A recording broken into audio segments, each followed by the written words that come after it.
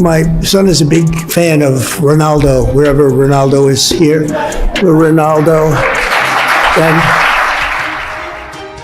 Saudi যুবরাজ Mohammed bin সালমানের সম্মানে হোয়াইট হাউসে আয়োজিত উচ্চ পর্যায়ের নৈশভোজে বিশেষ আমন্ত্রণ পান ক্রিশ্চিয়ানো রোনালদো।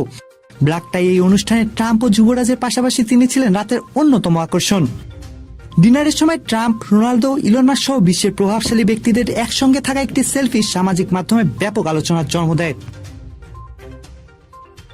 পরদিন সকালে ট্রাম্প রোনালদোকে ওভাল অফিসে আমন্ত্রণ জানিয়ে তাকে হোয়াইট হাউসের একটি প্রতীকী সোনার চাবি উপহার দেন, যা প্রশাসনের ভাষায় সম্মান ও শ্রদ্ধার নিদর্শন। রোনালদো পরে ইনস্টাগ্রামে ট্রাম্প ও ফার্স্ট লেডির আতিথেয়তার জন্য ধন্যবাদ জানিয়ে লেখেন, এই সম্মান তাকে নতুন প্রজন্মকে সাহস, দায়িত্ববোধ ও শান্তির পথে অনুপ্রাণিত করতে আরও উৎসাহিত করেছে।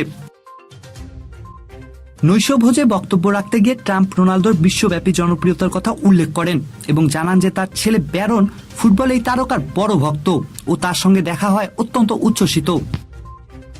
সম্প্রতি রোনালদো ঘোষণা করেছেন যে 2026 সালে যুক্তরাষ্ট্র, কানাডা ও মেক্সিকোতে অনুষ্ঠিত হতে যাওয়া বিশ্বকাপই হবে তার ক্যারিয়ারের শেষ বিশ্বকাপ।